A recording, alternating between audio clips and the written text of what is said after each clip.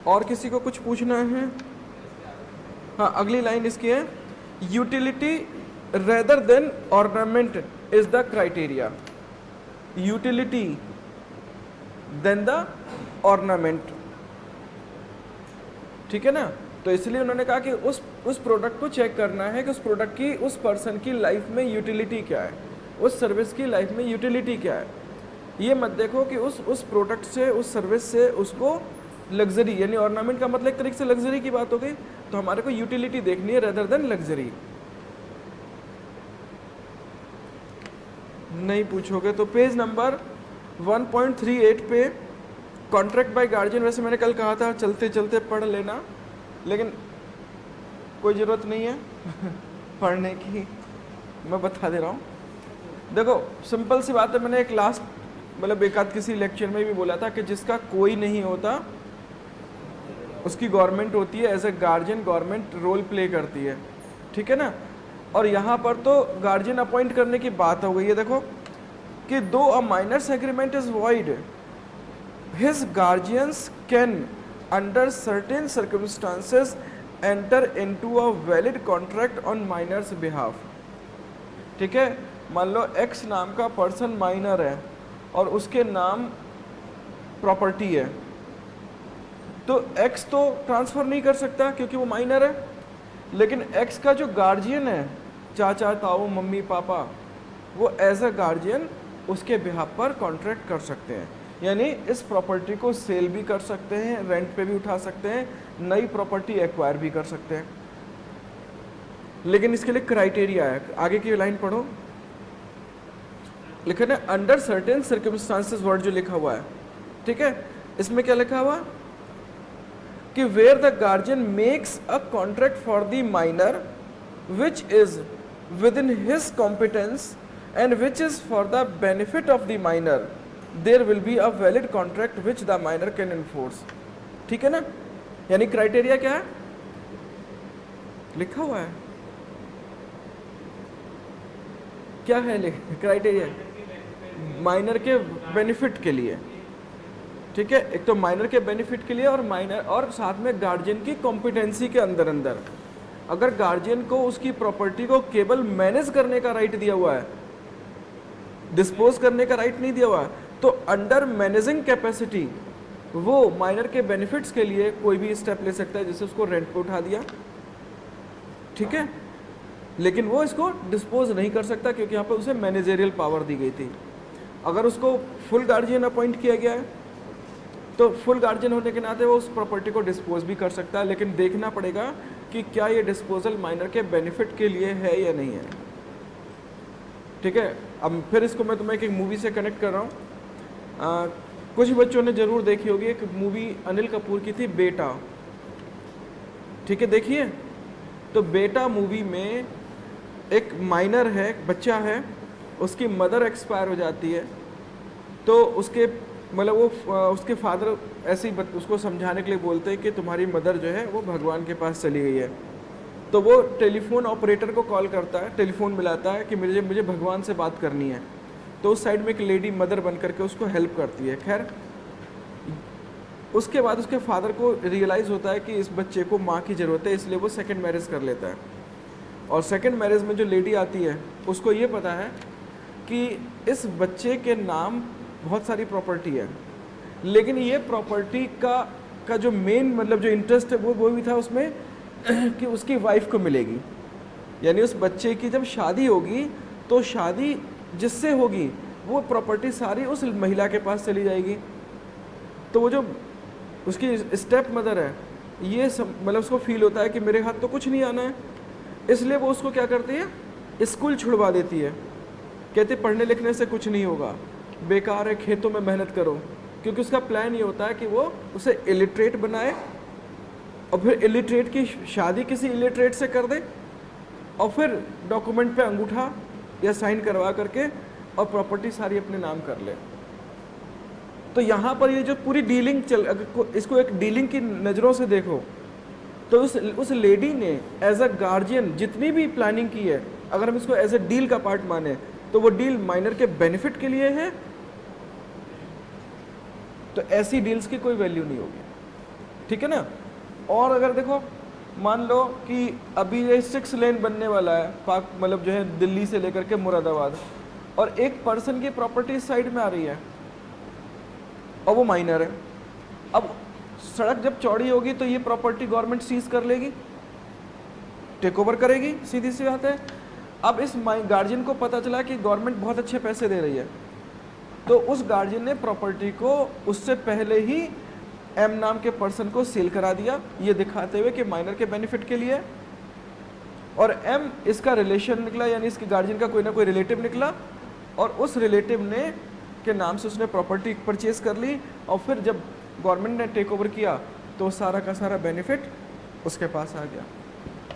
तो ये कैसा है, ये उसने अपने पर्सनल बेनिफिट के लिए। तो यहाँ पर इस डील को कैंसिल करके ये माना जाएगा कि ये सेल नहीं हुई, और फिर ये प्रॉपर्टी उस माइनर की वापस हो जाएगी, और जो भी गवर्नमेंट से कंपनसेशन मिलेगा वो सब माइनर के पास जाएगा। तो बस गार्जियन का यही रोल है कि वो माइनर के बेनिफिट्स के लिए कॉन्ट्रैक्ट करे, लेकिन अगर माइनर के लिए लॉस अगर कहीं पे भी क्रिएट होगा तो वो कैंसिल हो जाएगी।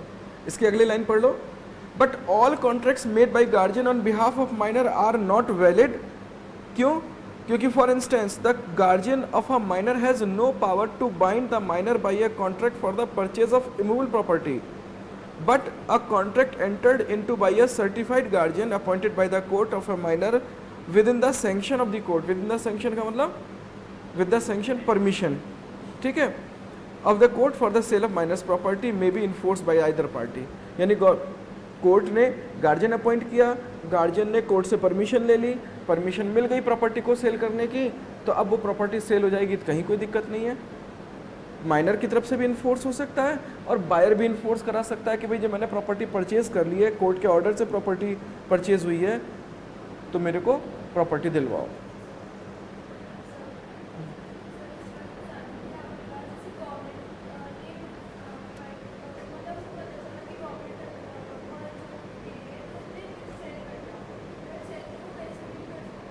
समझे नहीं?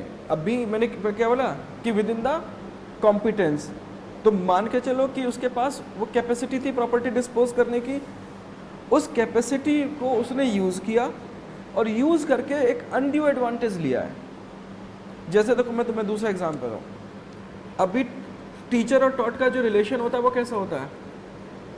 टीचर और टॉट यानी स्टूडेंट का रिलेशन, जिसमें स्टूडेंट टीचर पे ट्रस्ट करता है, और अगर टीचर उसको गलत एजुकेशन दे तो हो सकता है बच्चा उसी एजुकेशन को लर्न करेगा। तो गलत है या सही है? तो टीचर को अपनी उस कॉम्पिटेंस या अपनी उस कैपेसिटी को कैसे यूटिलाइज करना है? बेटरमेंट के लिए, ना कि मिसगाइड करने के लिए। ठीक है, अफजल गुरु नहीं बनना, डॉक्टर जाकिर नायक नहीं बनना। ये दोनों ही टीचर थे। अफजल गुरु का तुमने सुना ही होगा कि उसने ऐसे लोगों की टीम तैयार की जिन्होंने पार्लियामेंट पर अटैक किया। डॉक्टर जाकिर नायक जिनके लेक्चर्स मैंने सुने बहुत सारे शुरू में तो उन्होंने अच्छे तरीके से उसको यूज़ किया, अपनी नॉलेज को, अपनी स्किल को, बट धीरे धीरे उन्होंने भी टेररिस्ट को ट्रेनिंग देनी शुरू कर दी। तो वही चीज़ यहाँ पे है कि गार्जियन होने के नाते एक आपको कैपेसिटी दी है, जो मैंने बोला ना, अगर उसको मैनेजरियल पावर दे रखी है तो वो मैनेज करेगा। अगर उसको फुल पावर दी है, जैसे अभी इसमें दे रखा है एग्जाम्पल कि सर्टिफाइड गार्जियन है, उसको फुल पावर दे रखी है, तो वो प्रॉपर्टी को डिस्पोज भी कर सकता है। अब ये देखना है कि डिस्पोजल किस लिए हुआ। और दूसरी एक बात और समझ लो, देखो मैंने शुरू में भी बोला था कि जो कंट्रोवर्सी होती है तब कोर्ट कचहरी आती है, कंट्रोवर्सी नहीं होती तो कोर्ट कचहरी नहीं आती। बच्चे ने भी इग्नोर किया, बच्चे को तो उस समय पैसा दिखाई पड़ा, उसके आसपास के किसी रिश्तेदार ने कोई ऑब्जेक्शन नहीं किया, तो मैटर दब गया। ठीक है ना। और अगर हो सकता है कि उस गार्जियन ने वाकई जेन्युइन तरीके से प्रॉपर्टी सेल करी हो माइनर के बेनिफिट के लिए, बट आसपास के लोगों ने ऑब्जेक्शन कर दिया। जैसे भी एग्जिट पोल के बाद अभी देखो क्या ऑब्जेक्शन आ रहा है कि मशीनें गड़बड़ है। और जब कांग्रेस जीती थी 3-4 स्टेट्स में, तब एक बार भी जिक्र नहीं किया। तो कंट्रोवर्सी क्रिएट करने के ऊपर है। ठीक है, तो इसलिए सेम यहाँ पर भी है कि माइनर की प्रॉपर्टी का एक केयर टेकर है जिसको हम गार्जियन बोलते हैं। गार्जियन की कैपेसिटी में किए गए जो भी कॉन्ट्रैक्ट्स हैं वो वैलिड होते हैं। लेकिन अगर ऑब्जेक्शन आ जाए और ऑब्जेक्शन के बाद ये प्रूव हो जाए कि वो जो कॉन्ट्रैक्ट था वो माइनर के बेनिफिट के लिए नहीं था, कैंसिल हो जाएगा। और अगर ये प्रूव हो जाता है कि नहीं वो माइनर के बेनिफिट के लिए था, तो दैट विल बी इन्फोर्सेबल। ठीक है। स्पेसिफिक परफॉर्मेंस, ठीक है, इसका मतलब जानते हो?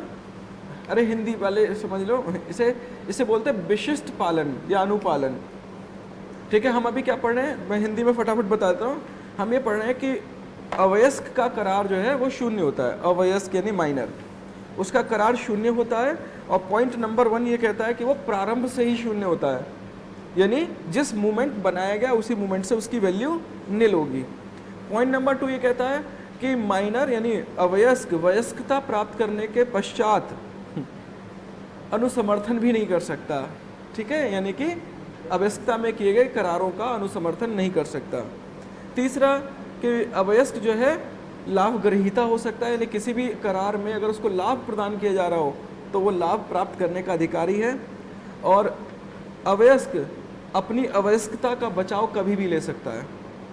ठीक है, उसके ऊपर विबंधन का रूल लागू नहीं होता, स्टॉपल का रूल लागू नहीं होता। और अब जो है ना लायबिलिटी फॉर नेसेसरीज यानी आवश्यक वस्तु के लिए अवयस्क का दायित्व बनेगा, परंतु यह दायित्व व्यक्तिगत ना होकर के सांपत्तिक होगा, यानी उसकी संपत्ति से वसूली की जाएगी। देन संरक्षक द्वारा किए गए सारे करार वैध हो सकते हैं अगर संरक्षक ने अपनी समर्थता के अधीन रह करके और अवयस्क के लाभ के लिए कार्य किया हो। ठीक है। और लास्ट पॉइंट है कि नो स्पेसिफिक रिलीफ, यानी कि हम विशिष्ट पालन नहीं करा सकते हैं। देखो सब लोग समझो, विशिष्ट पालन यानी स्पेसिफिक रिलीफ का मतलब क्या होता है कि अगर ए और बी ने कॉन्ट्रैक्ट किया है, जैसे ए ने बी को अपनी कार सेल करने का कॉन्ट्रैक्ट किया और अब ये ए पैसे लेके आ गया यानी मनी लेके आ गया, तो रूल कौन सा अप्लाई होगा? यानी बी कार सेल कर रहा है, ए पैसे दे रहा है, और अब पैसे लेकर के ए पहुंच जाएगा तो बी के ऊपर कौन सा रूल अप्लाई होगा? एस्टॉपल। गुड। ठीक है। अब एस्टॉपल के रूल के बेसिस पे ये ए बी को रिक्वेस्ट करेगा पहले तो भी मैं पैसे ले आया हूँ, कार बेचो। अगर बी डिनाई कर दे तो इसके लिए वो कोर्ट जा करके कोर्ट से रेमेडी मांगेगा कि इन्होंने मेरे साथ कॉन्ट्रैक्ट किया, अब मैं पैसे लेके आ गया, इनके ऊपर एस्टॉपल लगा करके मेरे को स्पेसिफिक रिलीफ करा दो। अब स्पेसिफिक रिलीफ यानी स्पेसिफिक परफॉर्मेंस करा दो, मतलब कि जो प्रॉमिस इन्होंने किया था उसे पूरा करा दो। स्पेसिफिक परफॉर्मेंस यानी that performance which was specifically promised by that person. तो माइनर ने एक स्पेसिफिक प्रॉमिस किया और उस प्रॉमिस के बेसिस पे कॉन्ट्रैक्ट हो गया, तो अब माइनर कह रहा है कि मैं तो माइनर हूं, मैं तो इसको परफॉर्म नहीं करूंगा। तो सेकंड पार्टी क्या कोर्ट में जाके स्पेसिफिक परफॉर्मेंस करा सकती है? नो नहीं। सबसे मेन बात है कि स्पेसिफिक परफॉर्मेंस कॉन्ट्रैक्ट का होता है, एग्रीमेंट का नहीं होता। तो माइनर का तो एग्रीमेंट था, तो जब एग्रीमेंट था कॉन्ट्रैक्ट बना नहीं, तो कॉन्ट्रैक्ट का स्पेसिफिक परफॉर्मेंस की बात ही सोचना बेकार है। इसलिए नो स्पेसिफिक परफॉर्मेंस, देखो लिखा भी है minors agreement being absolutely void there can be no question of the specific performance of such an engagement agreement. ठीक है ना, क्योंकि वो कॉन्ट्रैक्ट ही नहीं था। अब यहां पर देखो हमारे तुम्हारे बीच का कॉन्ट्रैक्ट है, that can be specifically perform, क्योंकि तुम भी मैच्योर हो, हम भी मैच्योर है, तो there is a contract. Court जा सकते हो, कोर्ट से कह सकते हो। ठीक है। और उसके बाद कोर्ट का डिस्क्रिशन होता है कि कोर्ट को ये देखना होता है कि क्या स्पेसिफिक परफॉर्मेंस कराई जाए या ना कराई जाए। इस पर एक पूरा टॉपिक है जिसको हम अभी आने वाले उसमें डिस्कस करेंगे। फिलहाल इतना समझ लो कि अगर कॉन्ट्रैक्ट हुआ है और एक पार्टी ने कॉन्ट्रैक्ट तोड़ा तो दूसरी पार्टी स्पेसिफिक परफॉर्मेंस के लिए कोर्ट से रिक्वेस्ट करा सकती है। ठीक है। लेकिन माइनर के साथ कॉन्ट्रैक्ट ही नहीं है, तो माइनर के साथ ये रूल भी अप्लाई नहीं होगा। और सेम इंसॉल्वेंट कौन होता है? जो पहले कॉन्ट्रैक्ट करने के लिए कैपेबल था और आज उसकी कैपेबिलिटी खो गई। विजय माल्या मैंने एग्जाम्पल कई बार दिया। ठीक है ना। तो जब माइनर कैपेबल ही नहीं था तो माइनर इंसॉल्वेंट भी कैसे हो सकता है? ठीक है ना। तो a minor can not be declared insolvent as he is incapable of contracting debits and dues are payable from the personal properties of minor and is not personally liable. ठीक है, payable from the personal property. और minor के साथ अगर हम necessaries की बात भी करें तो नेसेसरीज का भी क्या था कि उसका रीपेमेंट कहाँ से होना है, प्रॉपर्टी से होना है, पर्सनली तो होना नहीं है। तो पर्सनली जब नहीं है लायबल तो इंसॉल्वेंसी का रूल कहीं से कहीं अप्लाई नहीं हो सकता।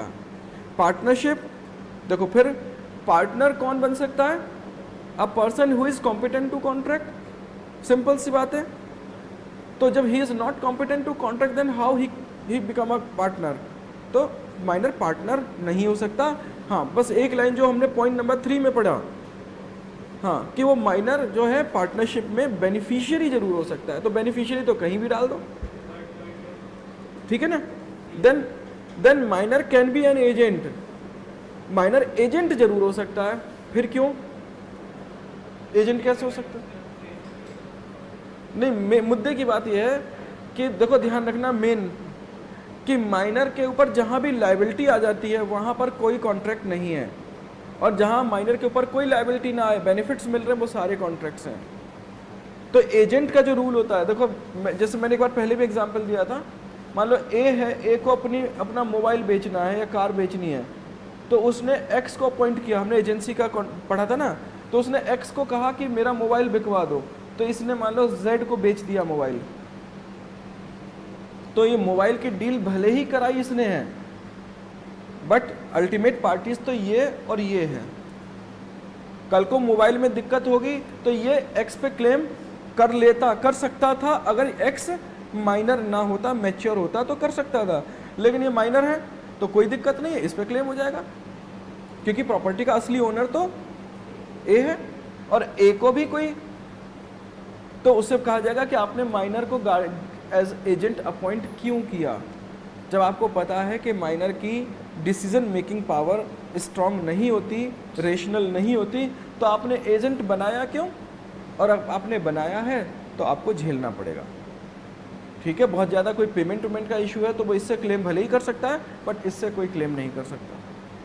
ठीक है, लेकिन यहाँ पर माइनर को एजेंट बनने से कोई नहीं रोक सकता। और तुम सारे बच्चे एजेंट हो, पता है तुम्हारे को, सारे बच्चों ने एजेंसी की है,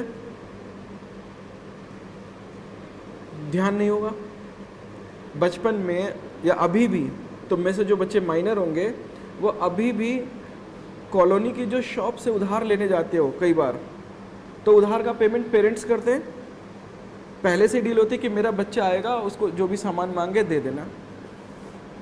तो जब छोटे छोटे थे तो ये तुमने ज़रूर पड़ोस की दुकान से सामान लिया होगा, और जब उन्होंने पैसा तो बोले अंकल पापा देंगे, या पापा ने पहले ही कह रखा है तो पैसा मांगते ही नहीं होंगे।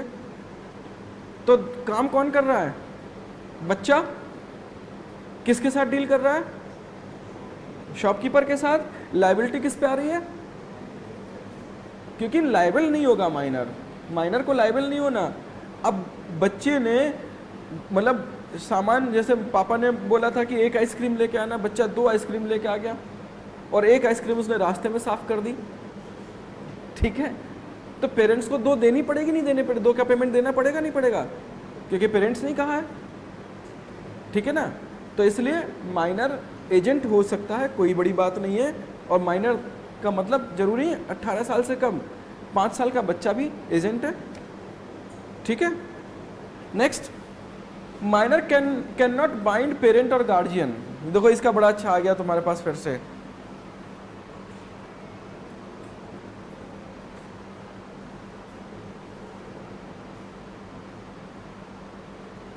अभी जो मैंने तुम्हें आइसक्रीम का एग्जाम्पल दिया वो पूरी तरीके से फिट है इसमें।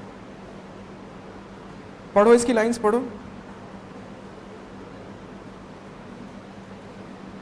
कि in the absence of authority express और इम्प्लाइड, समझ में आ गया, an infant is not capable of binding his parents और guardians even for necessaries, the parents will be held liable only when the child is acting as an agent for the parents.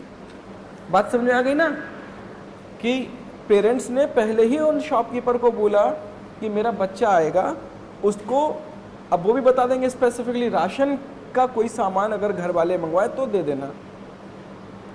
ठीक है, अब बच्चे को cigarette की आदत लग गई है और वहाँ पे सिगरेट भी मिलती है, तो क्या बच्चा सिगरेट ले लेगा और फिर उसके पेरेंट्स लायबल होंगे? ठीक है ना, वही आंसर देखा है कि माइनर कोई भी सामान खरीद करके अपने पेरेंट्स को लायबल नहीं बना सकता। कब तक नहीं बना सकता? जब तक कि उसके पेरेंट्स ने अथॉरिटी ना दी हो। अब पेरेंट्स ने अथॉरिटी दे दी, आजकल जैसे पेरेंट्स बच्चे बड़े एडवांस हो गए हैं और बच्चे तो एडवांस हैं ही, आजकल पिता और पुत्र एक साथ बैठ करके ड्रिंक कर लेते हैं, डिस्को पार्टी में जा करके थर्ड पर्सन के साथ डांस कर लेते हैं, तो बाप बेटे के बीच का जो पर्दा है वो तो ख़त्म हो गया। अब ऐसी सिचुएशन में बाप ने अगर पड़ोस में कोई ठेका है उस पर बोल दिया कि मेरा जो लड़का जब आए तो दे देना, तो फिर देना ही पड़ेगा, ठीक है ना, क्योंकि यहाँ पे अथॉरिटी दे दी। और शॉपकीपर का जो मैंने एग्जांपल दिया, बोले कि राशन का सामान देना बस और कुछ मत देना, तो फिर इसका मतलब पेरेंट्स ने अथॉरिटी नहीं दी है। उसमें राशन के अलावा अगर कोई भी आर्टिकल दिया जाएगा तो उसके लिए पेरेंट्स लायबल नहीं होंगे, ठीक है। क्वेश्चन सीधी सी बात है, मान लो तुम किसी से उधार मांगते हो, आपस में फ्रेंड सर्किल में उधार चलता है, बहुत चलता है, कल को तुम्हारे फ्रेंड ने उधार नहीं दिया, क्या तुम उसके पेरेंट्स से जाके क्लेम कर लोगे? और करोगे भी, मान लो करोगे भी कि अंकल आपके बेटे ने मेरे पैसे मार लिए, पैसे नहीं दे रहा, तो अंकल सीधे कहेंगे बेटे तुमने पैसे दिए क्यों? मुझसे पूछ के दिए थे? नहीं, तो मैं क्यों रेस्पॉन्सिबल हूँ? भले ही ठीक है वो तुम्हारे को अपने बच्चे की तरीके से ट्रीट करके अचानक उनका बेटा उसे समाया, उसके दो कान पे खींच के मारे, बोले तूने पैसे लिए, यहाँ चल दे, और नहीं है तो ठीक है पेरेंट्स ने कहा कि चलो मैं देता हूँ, क्योंकि पेरेंट्स इग्नोर कर, वो समझते कि सामने वाला भी तो बच्चा ही है, उसने भी तो गुड फेथ में पैसे दिए होंगे। लेकिन अगर पेरेंट्स अड़ जाए तो कुछ नहीं होगा, ठीक है ना। नेक्स्ट, हाँ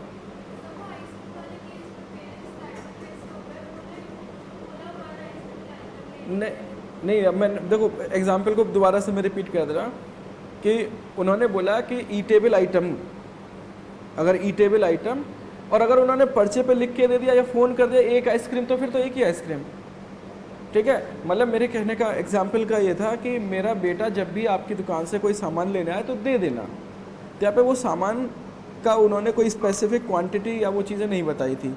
तब अगर माँ के उन्होंने कह दिया कि मेरा बेटा जब भी आए उसको एक बार में केवल एक ही सिगरेट देना तो 2 सिगरेट क्यों दे दी? एक सिंपल सी बात है, ठीक है, तो ऐसा होना। Next, joint contracts by minor and adult, बहुत अच्छा गया है। The adult will be liable, बहुत सिंपल सा है वो, यानी तुमने और तुम्हारे एक दोस्त ने मिलकर के कॉन्ट्रैक्ट कर लिया किसी थर्ड पर्सन से, और तुम 17 साल के हो, वो 19 साल का है, तो बस नहीं देखो दोनों माइनर होंगे तो फिर दोनों का तो कोई मतलब ही नहीं है, कोर्ट ही नहीं जाएगा, कोर्ट भी कह देगी अरे बच्चों की बात है, भागो यहाँ से, ठीक है, ये बच्चों का खेल है, तो वहाँ पर तो बात ही खत्म हो गई। यहाँ पर बात हो रही है कि जैसे तुम लोग क्रिकेट मैच खेलते हो ना, तो क्रिकेट में कैप्टन जो सबसे सीनियर होता है और वो सीनियर मैच्योर होता है जनरली तो उस कंडीशन में अगर तुमने कोई डील वील की हुई है, मान लो क्रिकेट बैट परचेज करने की, बॉल परचेज करने की, तो यहाँ पर जॉइंट है, पूरी टीम जा रही है, तो बाकी बच्चे तो बच जाएंगे, लेकिन वो जो एडल्ट मेंबर है वो नहीं बच पाएगा, उसे पेमेंट करना पड़ जाएगा, ठीक है ना। लाइन चेक कर लो, in such a case the adult will be liable on the contract and not the minor in Sen Das versus Ramchandra where there was a joint purchase by 2 purchaser, one of them was a minor, it was held that the vendor could enforce the contract against the major purchaser and not the minor. बहुत simple सी lines है, ठीक है। Next देख लो, surety for a minor, फिर फंसेगा guarantor surety मतलब guarantor, guarantor कौन होता है? तो गारंटर कोई भी हो सकता है, लेकिन वो जो कॉन्ट्रैक्ट करने के लिए कैपेबल हो। तो एक दुकान पर एक बच्चा सामान लेने आता है और पड़ोसी या कोई अननोन आदमी उस शॉपकीपर से कहता है इसको दे दो, पैसे नहीं है, इसके बाप को बोल दूंगा पैसे आ जाएंगे, आप इसे दे दो, बच्चा है, तो गारंटर बन रहा है ना, तो झेलेगा, सिंपल सी बात है, अगर पेमेंट नहीं मिलेगा, ठीक है। लाइन चेक करो, in a contract of guarantee when an adult stands surety for a minor then he is liable to third parties as there is direct contract between the surety and the third party. याद रहेगा, तो guarantor जब बनते हैं तो झेलते भी सुना होगा, बैंक भी क्या करती है, जब कोई डिफॉल्टर होता है, जैसे ललित मोदी या विजय माल्या के केस में, सबसे पहले गारंटर्स उठाए होंगे पुलिस ने, फिर गारंटर्स को ही सबसे पहले उनसे रिकवरी की जाती है। तो सेम केस माइनर का है कि माइनर अगर कोई डील कर रहा है तो गारंटर मत बनो, और अगर बन गए तो माइनर तो बच जाएगा, तुम फंस जाओगे। ठीक है। Then minor as share holder, फिर वही है शेयर होल्डर तो वही बन सकता है जो कॉन्ट्रैक्ट करने की कैपेसिटी रखता है। तो देखो, a minor being incompetent to contract can not be a share holder of the company. If by mistake he becomes a member, the company can resign the transaction. Company को जैसे ही पता चलेगा कि ये जो शेयर है किसी माइनर के नाम चला गया है, तो कंपनी उस ट्रांजैक्शन को रिसाइन कर देगी, यानी खत्म कर देगी। ठीक है। And remove his name from register, उसका नाम हटा दीजिएगा। बट अ माइनर में acting through his lawful guardians, कोई दिक्कत नहीं है। यह भी हमने पढ़ लिया कि गार्जियन अगर है और गार्जियन कोई उसकी कॉम्पिटेंस में है कि वो शेयर होल्डर मतलब शेयर परचेज कर ले माइनर के नाम पे, कोई दिक्कत नहीं है।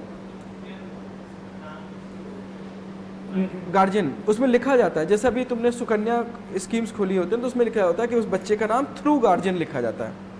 यानी मान लो XYZ बच्चे का नाम है तो XYZ through guardian word use होता है, जो इंडिकेट करता है कि असली मतलब जो पर्सन तो माइनर है, बट सारी जो डीलिंग है वो गार्जियन देख रहा है, तो गार्जियन ही लायबल होगा, गार्जियन के ऊपर ही रेस्पॉन्सिबिलिटी फिक्स होगी। ठीक है। नेक्स्ट है लायबिलिटी फॉर टॉर्ट्स। टॉर्ट्स जानते हो?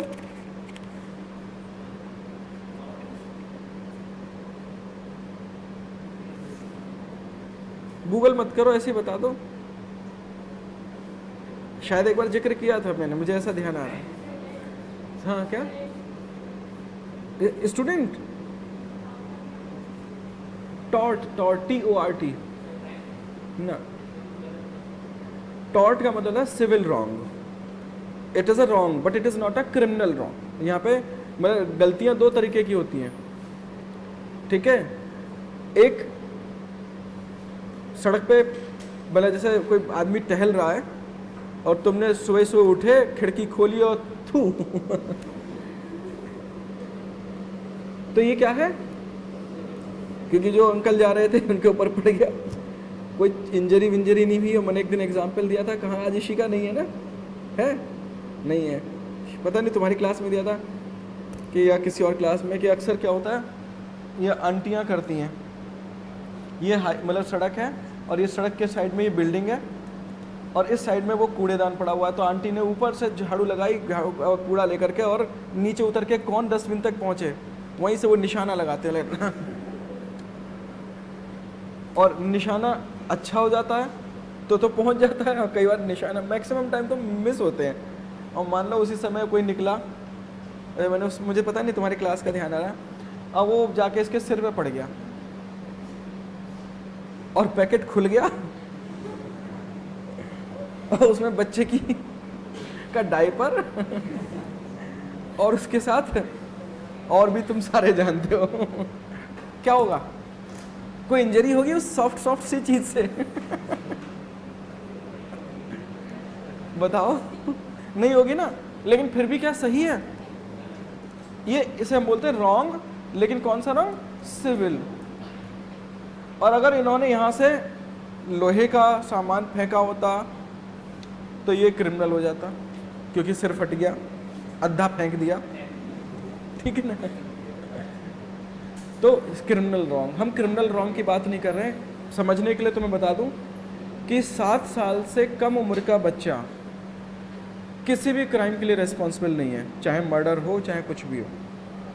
लेकिन 7 और प्लस होते ही वो हर क्राइम के लिए रिस्पॉन्सिबल है क्रिमिनल लॉ के हिसाब से। कॉन्ट्रैक्ट में कब रिस्पॉन्सिबल है? 18 प्लस के हिसाब से, ठीक है ना। तो सिविल में और क्रिमिनल में, यानी जब हम सिविल रॉन्ग की बात करते हैं, क्रिमिनल रॉन्ग की बात करते हैं, तो वहाँ पर एज इतना इम्पोर्टेंट नहीं है जितना कॉन्ट्रैक्ट के लिए। तो यहाँ पर माइनर को भी रेस्पॉन्सिबल माना जाएगा अगर उसने कोई टॉर्ट्स कर दिया तो, ठीक है। टॉर्ट्स का मतलब जैसे ये काम है, अगर ये माइनर ने भी किया है तो इस टॉर्ट्स के लिए ये रेस्पॉन्सिबल होगा, क्योंकि ठीक है इंजरी नहीं हुई, बट एक पर्सन का जो ना राइट टू वे, क्योंकि सड़क पर चलने का हर किसी का हक है, उस राइट को उसने डैमेज किया, यानी उस दिन क्या हुआ होगा, उसको वापस रिटर्न करना पड़ेगा, क्योंकि सारा येलो येलो हो गया। अच्छा, ऐसे मुंह क्यों बना रही हो तुम? मतलब जब बच्चा फील करने लगता है ना कि सच में सामान गिरा, और तब वो उसके फेसेस बनने शुरू हो जाता है, ऐसे फील हो जैसे सच में गिर गया हो। दोबारा बनाओ मुंह। नहीं, वो पीछे पीछे। ठीक है, मैं तुम्हें एक बढ़िया सा आइटम बताता हूँ, शायद पुराने कुछ बच्चे उन्हें याद होगा कि नागालैंड के लोग जब कोई गेस्ट आता है ना तो बहुत बढ़िया खाना खिलाते हैं। तो सोचो कि वो पिज़्ज़ा बेस। याद आ गया? नहीं आया? हाँ। दोबारा बताया तो मुझे, नए बच्चे उनको अच्छा टेस्टी महसूस होगा। कि जब नागालैंड में कोई गेस्ट आता है तो उस गेस्ट को वेलकम करने के लिए वेलकम फूड तैयार होता है। और वेलकम फूड के लिए वो क्या करते हैं, किसी कुत्ते को पकड़ते हैं और उसको खूब खिलाते हैं। और जब खूब खा लेता है, यानी कि पेट भर जाता है, नहीं लगा, तो उसको ना उसके पैरों में रस्सी बांध के और उसको गोल गोल घुमाते हैं। जब गोल गोल घुमाते हैं तो सीधी सी बात है, खाना खाने के बाद तुम कभी झूले पे झूले होगे तो क्या होता है पता ही है। तो जैसे ही उसको चक्कर आना शुरू होते हैं तो वो वॉमिट कर देता है, यानी सारा खाना बाहर। वो सारा खाना इकट्ठा किया और फिर पिज़्ज़ा बेस पे रखा, और सोचो, थोड़ा फील करो, वो पिज़्ज़ा तुम्हारे सामने आ गया है। कैसा फील हो रहा है?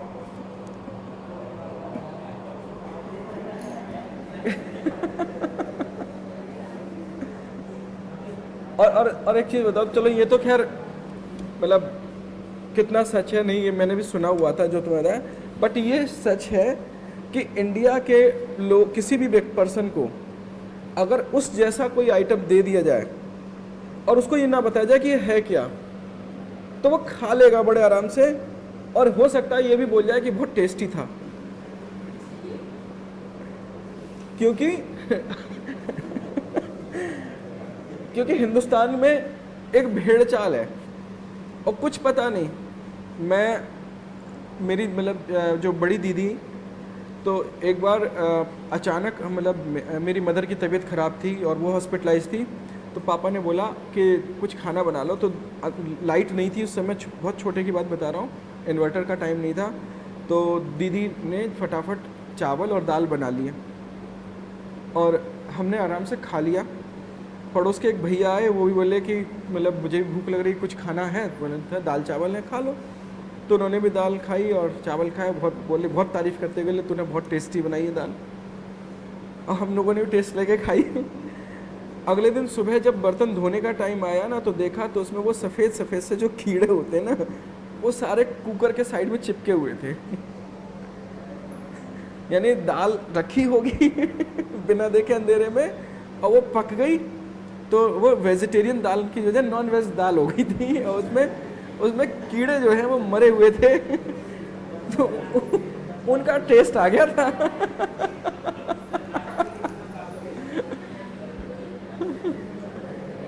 आज खाना खाते समय ये चीज़ें याद आएंगी। चलो वापस आ जाते। तो टॉर्ट्स क्यों इतना फील कर रहे हो?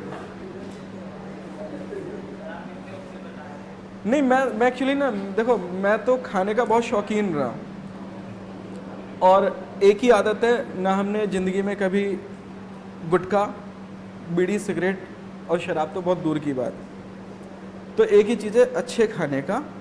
और अच्छे खाने का मतलब ऐसा नहीं कि कोई बढ़िया मतलब होटल से या से, जो भी मन को अच्छा लगता है। मैं कई बार मतलब जैसे यूनिवर्सिटी से लौट रहा होता हूँ, तो गागन का जो मार्केट होता है ना, तो गागन के मार्केट पे सड़क के साइड में पकौड़ियाँ बन रही होती हैं, और वो लाल लाल होती है, रेड कलर की देखी होंगी। वो मतलब ऐसे आलू बड़े बड़े काट करके और डालते, 20 रुपये की आधा किलो देते हैं पकौड़ी।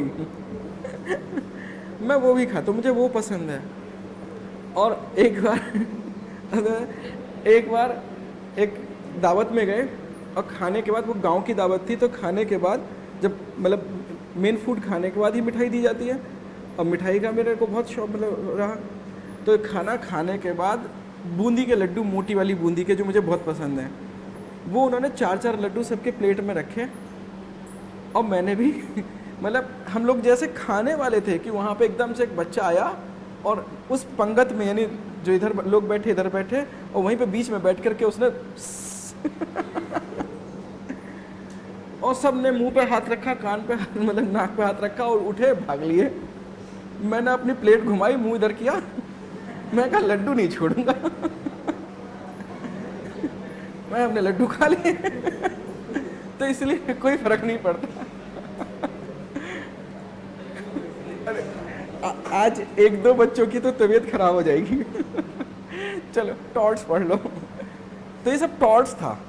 ये भी एक तरीके से कह सकते हो कि इसमें किसको इंजरी नहीं हो रही है, लेकिन क्या हो रहा है कि हम किसी के जब राइट्स को इंजर्ड करते हैं, राइट्स को ध्यान रखना, तो दैट इज कॉल्ड टॉर्ट। तो tort is a civil wrong. और इसका ऐसे समझो, ध्यान से पूरी बात समझना, कि tort is a civil wrong which arise out from the breach of duty, breach of duty which is primarily fixed by law, यानी कानून ने आपको कुछ ड्यूटीज दी हुई है। कैसी ड्यूटी? और एक बहुत सिंपल सी ड्यूटी कि ड्यूटी टू टेक केयर, आपको आसपास के लोगों का ध्यान रखना है। जैसे अगर मैं भी बात करूं थोड़ी देर के लिए, तो मुझे ध्यान रखना है कि कुछ लोगों का मन खराब हो रहा है, तो मुझे इस टॉपिक को वहीं पे स्टॉप कर देना। लेकिन मुझे मजा आता है जब सामने वाले के रिएक्शंस आते, तो मैं सोचता हूँ और बोल दूँ। ठीक है खैर, तो ड्यूटी टू टेक केयर, और उस ड्यूटी को जब ब्रीच किया जाता है then it is a tort. ठीक है, कैसे? जैसे मैंने बोला कि आंटी ने कूड़ा फेंका, तो उनको क्या करना था? ड्यूटी टू टेक केयर, यानी ठीक है ऊपर से फेंक दे, कोई इशू नहीं है, बट फेंकते समय एक बार इधर उधर देख तो ले कि कोई आ तो नहीं रहा। उन्होंने सीधे खिड़की खोली और फेंक दिया, किसी के ऊपर जाएगा, दैट इज अ टॉर्ट। या मैंने जो थूकने वाला एग्जाम्पल दिया, ठीक है, तो दैट इज टॉर्ट। तो माइनर के ऊपर भले ही कॉन्ट्रैक्ट की लायबिलिटी नहीं आती हो, बट अगर माइनर टॉर्ट करता है और इवन माइनर क्राइम करता है तो देन ही इज लायबल। इस लाइन को चेक करो, a tort is a civil wrong, a minor is liable in torts unless the tort is really is a breach of contract. लेकिन यहाँ पे ध्यान रखना है कि अगर जो सिचुएशन है, if there is a breach of contract then minor is not responsible. लेकिन if under a contract there is a tort committed by minor, अगर टॉर्ट कमिट कर दिया यानी ड्यूरिंग कॉन्ट्रैक्ट उसने टॉर्ट कर दिया, तो कॉन्ट्रैक्ट से तो बच जाएगा बट टॉर्ट से नहीं बच पाएगा। जैसे बहुत अच्छा एग्जांपल इसमें बर्नार्ड वर्सेस हिंगिस का केस दे रखा है, जिसमें स्टोरी दे रखी है। उसमें यह था देखो कि ए नाम के पर्सन ने, जो माइनर था, उसने XYZ से एक हॉर्स रेंट पे लिया। तो क्या हॉर्स का रेंट पे करने के लिए माइनर रेस्पॉन्सिबल है? नहीं है, क्योंकि ये कॉन्ट्रैक्ट है इनके बीच का। अब हुआ क्या कि माइनर ने ये घोड़ा अपने एक फ्रेंड को दे दिया। अब ये गड़बड़ हो गई, और उस फ्रेंड ने क्या करा, उस घोड़े को खूब जंप कराया और इतना उस दिन दौड़ाया कि उस घोड़े की डेथ भी हो गई। उस स्टोरी में, रियल स्टोरी है। तो इस पर्सन ने माइनर से अपने उस घोड़े का कंपनसेशन मांगा। कोर्ट ने कहा अंडर लॉ ऑफ कॉन्ट्रैक्ट तो माइनर की कोई रेस्पॉन्सिबिलिटी नहीं बनती, यानी रेंट वेंट का तो कोई रूल ही नहीं बनता। लेकिन अगर यहीं पे सोचो, अगर ये एक खुद दौड़ा रहा होता घोड़ा और उस ड्यूरेशन में उस घोड़े को इंजरी होती, तब तो माइनर इसको कुछ नहीं मिलता, क्योंकि वो अंडर कॉन्ट्रैक्ट ही चल रहा था, कॉन्ट्रैक्ट में वो यूज़ कर रहा है।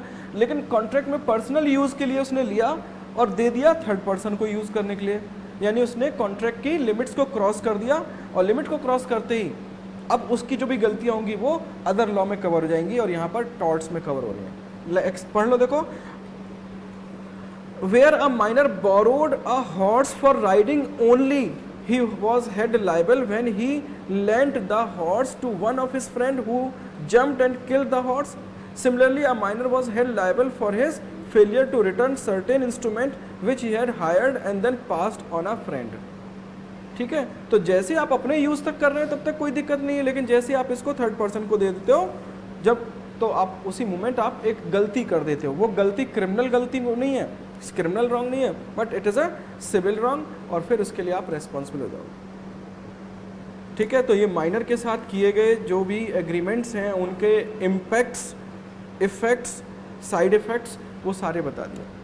और एक लॉन्ग क्वेश्चन ही बनेगा सीधा सीधा कि discuss the validity of agreement with a minor, या discuss minor's liability under law of contract. तो आपको यहाँ पर स्टार्ट कैसे करना है, एंड कैसे करना है, सबसे पहले माइनर को समझा देना कि माइनर मीन्स अ पर्सन, ठीक है, who has not attend the age of majority as per Indian majority act 1875 and at present it is 18। ठीक है, इस माइनॉरिटी को समझा दिया, देन आप डिसाइड वो करोगे, डिस्कस करोगे कि मतलब वैलिडिटी ऑफ माइनर्स एग्रीमेंट, और फिर आप उसके बाद ये सारे पॉइंट्स लिख दोगे, जिसमें सबसे पहला पॉइंट आपको यही लिखना है कि minors agreement is void ab initio. ठीक है, उसके बाद आप चाहो तो मोहरी बीबी का केस उस पॉइंट के साथ ही अंडर उसमें डाल दो, और अगर आप चाहो तो आप पहले सारे पॉइंट्स डिस्कस कर लो, और उसके बाद एक हेडिंग डालो important case law, important case law, और उसके बाद मोहरी बीबी का केस डाल दो, और ये जो दूसरा केस था सेनदास रामचंद्र का केस डाल दो, काम खत्म। सारे देखो, सारे किसी को याद नहीं रहते, अगर याद रह जाए बहुत अच्छी बात है, लेकिन आप इसमें से जैसे इन्होंने 15 पॉइंट्स दे रखे हैं, तो शुरू के जो 10 पॉइंट्स हैं एटलीस्ट वो बहुत इंपॉर्टेंट है। जैसे देखो मेन पहला, दूसरा, तीसरा, चौथा, पांचवा, छठा, ये 6 तो इम्पोर्टेंट है। इसके बाद आप स्पेसिफिक परफॉर्मेंस भूल जाओ, कोई दिक्कत नहीं है। इंसॉल्वेंसी, पार्टनरशिप भूल जाओ, कोई दिक्कत नहीं है। ठीक है, फिर टॉर्ट्स वाला आपको बताना जरूर पड़ता है कि minor is liable under law of torts. तो ये 7 पॉइंट्स आपके लिए बहुत इंपॉर्टेंट है। बचे हुए में से 1-2 पॉइंट्स प्लस माइनस हो जाए, कोई इशू नहीं है। ठीक है ना, हो जाएगा। फिर बी पॉइंट मैं ऑलरेडी बता चुका हूँ कि पर्सन ऑफ साउंड माइंड, याद है कि साउंड माइंड का पर्सन भी कॉन्ट्रैक्ट नहीं कर सकता, कब? जब वो अनसाउंड की पोजीशन में हो, और अनसाउंड माइंड का पर्सन कॉन्ट्रैक्ट कर सकता है जब वो साउंड हो। अच्छा, एक बच्चे ने एक दिन उससे मुझसे पूछा कि अगर वो कॉन्ट्रैक्ट करने के बाद फिर पागल हो जाएगा तो हमें उससे मतलब नहीं है, को प्रीवियस और सब्सिक्वेंट स्टेटस से हमारे को कोई मतलब नहीं है, हमारे को मतलब है at the time of contract. ठीक है ना, फिर अगर वो वैलिड था तो इन्फोर्स होगा, इनवैलिड था तो फिर वॉइड हो जाएगा, हो जाएगा। तो तुम्हारा ये टॉपिक भी खत्म। मैं फिर रिपीट कर दे रहा हूँ, इसमें मेन क्वेश्चन बनेगा माइनर के ऊपर, और एक अगर तुम दूसरा क्वेश्चन इसमें से डिस्कस करना चाहो तो तुमसे पूछा जाएगा कि who are competent to contract. ठीक है, डिस्कस, तब फिर तुम्हें तीनों को बताना पड़ेगा, लेकिन तीनों को बताने में भी तुम्हें माइनर को ही एक्सप्लेन करना है, क्योंकि देख लो अनसाउंड माइंड का पर्सन का डिटेल्स नहीं है और लीगली डिस्क्वालीफाइड की डिटेल्स नहीं है। तो आपको दोनों को बताने के साथ साथ माइनर को प्रॉपरली एक्सप्लेन भी कर दोगे, और माइनर के जो शुरू के 6 पॉइंट्स हैं उनको चाहे एक लाइन में ही लेकिन लिख दोगे।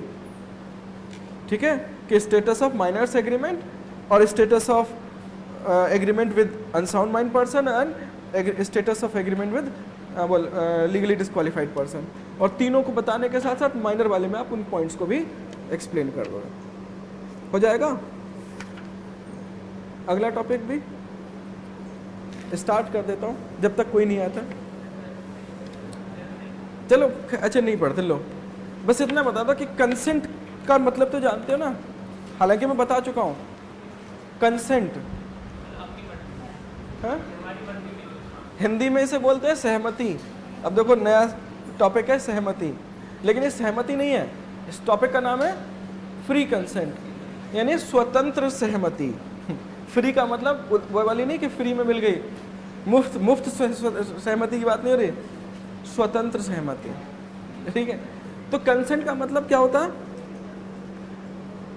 इसके लिए अगर तुम बुक की लाइंस पढ़ोगे तो उसमें देखा एक वर्ड आया था जो हमने पहले डिस्कस किया था, कंसेंसस एड आइडियम,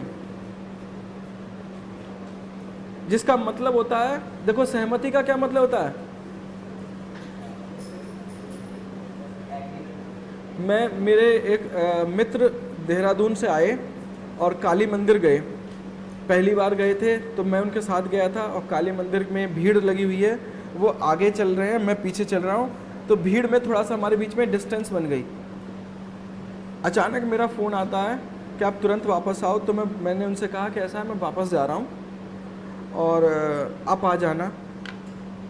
तो मैंने उन्हें ज़ोर से बोला, उन तक मेरी बात पहुंच गई, लेकिन उन्होंने जो मेरे को बोला तो वो मुझसे जो बोल रहे, और मैं बोला अरे यार पहले दर्शन कर लो फिर नाश्ता करा दूंगा, क्योंकि वो देहरादून से आए थे तो उनके खाने का मेरे को है।